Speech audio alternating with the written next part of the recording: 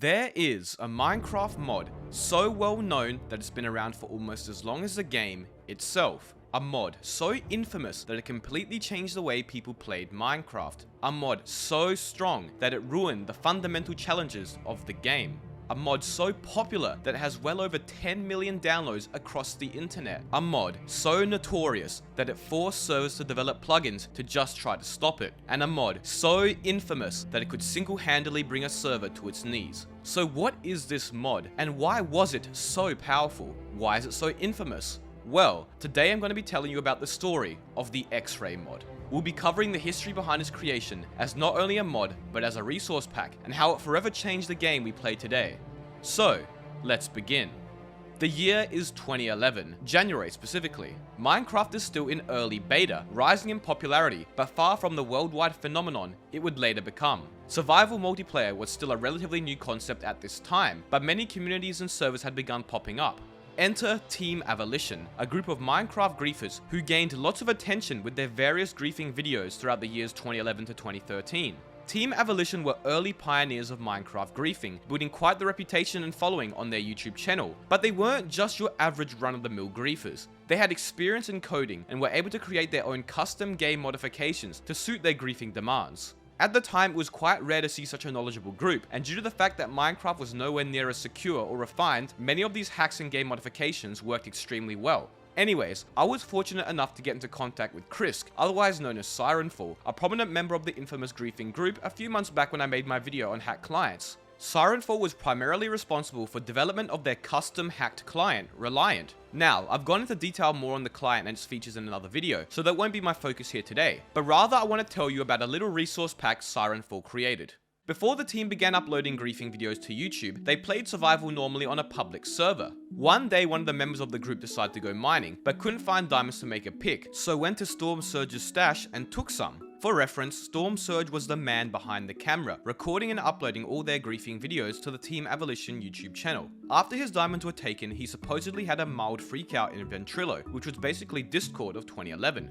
The rest of the group found Storm's reaction quite amusing, deciding to steal Storm's diamonds again. Storm then decided to hide his valuables chest in an attempt to keep his diamonds safe, but another member of the group named Jade managed to miraculously find them, stealing the diamonds once more. Keep in mind, this was before chest and base protection plugins had come to fruition. Anyways, this seemed to be the last straw, as Storm once again hit his chest, and this time, nobody could find them. However, they hadn't given up on finding the chest yet. Sirenfall decided to make a custom texture pack which would make all other block textures transparent, so you could see where Storm's chests were hidden.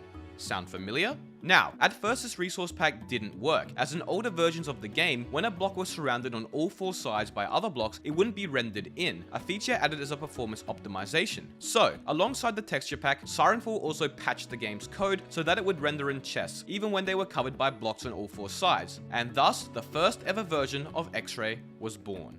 Sirenfall would originally refer to the mod as Jade Vision, nicknamed after the team member Jade, who was skilled at finding hidden chests. He would use the texture pack to find Storm's hidden chests and take more diamonds, but Storm, upon being told how they were taken, found it hilarious. From then on, the team would go back to griefing, and you can frequently see them using X-Ray in their videos, also referred to as wallhack, as early as January of 2011. Visually, their wallhack looks slightly different to what would become well known a few years later, but the core features are undeniably there. Proud of their work, they would post a video boasting about how many resources they had X-rayed on an SMP server, which for the time was a crazy sight to behold.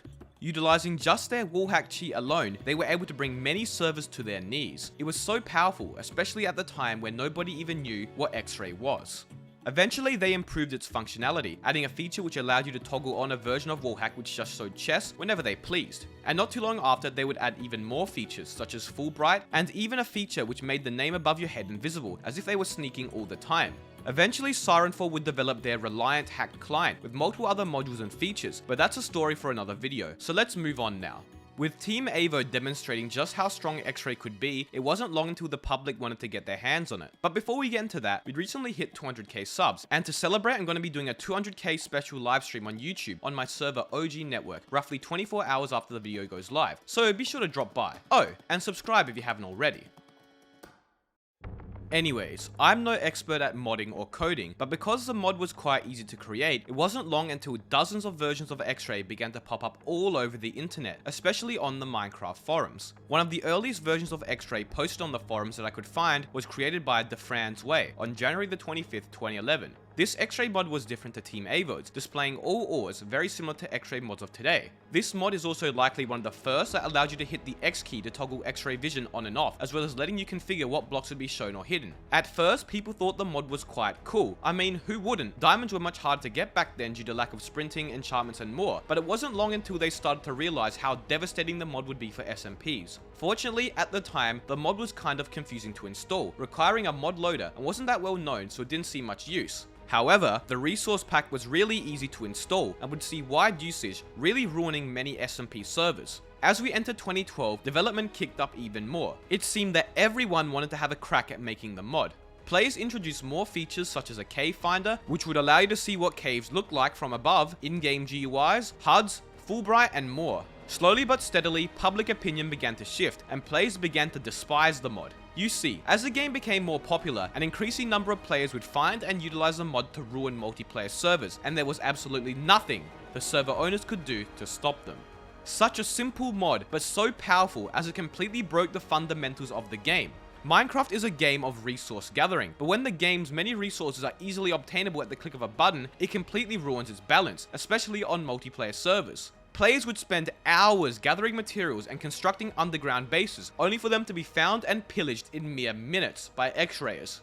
It was incredibly demotivating to know that there was no true way to protect your base or items.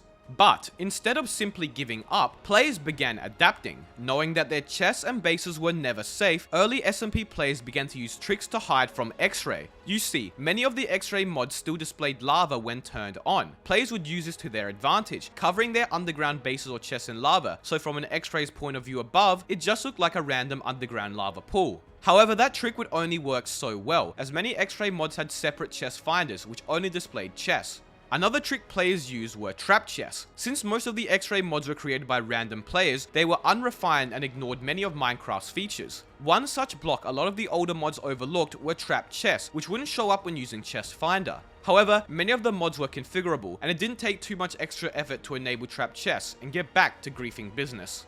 The mod just seemed unbeatable, and if you thought its uses were limited to SMPs, well, you're wrong. Even on minigame servers, the mod was still extremely useful. Let's use survival games as our example here, as it was one of the most popular minigames in 2012. Imagine you are playing survival games on the original survival games map, which is very bushy and dense with trees and foliage, as most survival games maps were. This means that vision is very restricted, and players are often closer to each other than they realize. Well, now completely remove all that foliage, trees, and any other obstructions, and look how much you can see. I hope you get my point here. The X-ray mod was not only powerful because of the resources you could get from it, but it was simply so strong because of the enhanced vision it provided. This vision gave players a massive advantage, having the ability to see other players far before they would even realize somebody was nearby.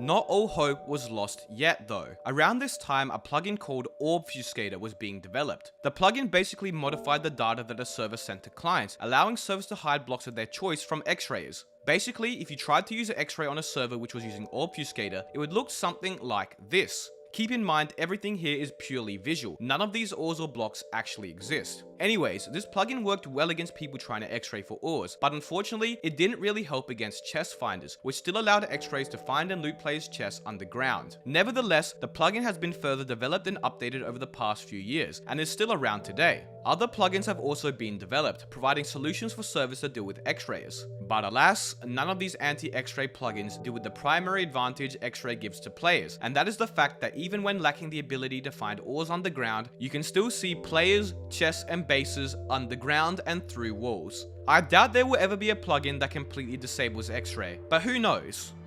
Let's talk about current day now. X-ray is still ever present and continues to cause issues on servers. Trust me, I would know. It's more uncommon to see people using the mod standalone though, as almost every single hacked client has X-ray built into it these days. Hacked clients have also built upon X-Ray, adding ESPs visible through walls that highlight different chest types or other blocks of interest as specified by the player. And let's not forget the X-Ray resource pack. In fact, as of making this video, the most downloaded resource pack of all time on CurseForge, with 15.5 million downloads total, is X-Ray Ultimate, an updated version of the original X-Ray resource pack. It's likely that this is the most downloaded Minecraft resource pack of all time, and if that doesn't prove just how influential and infamous X-Ray has been, then I don't know what does. Likewise on CurseForge, there are dozens of versions of the mod, some having upwards of 2 million downloads, and many others still accumulating impressive figures. And this doesn't even include the likely hundreds of other versions of the mod, as well as hacked clients scattered across the internet. In fact, I'm confident enough in saying that it's the most used and most downloaded Minecraft hack of all time. And while it certainly isn't healthy for the game, I think its backstory and infamy is pretty cool. I hope you enjoyed the video. Let me know if you would like to see other videos where I talk about the story behind more niche Minecraft aspects. Be sure to subscribe and join the Discord. Links are in the description down below. Thank you all so much for watching.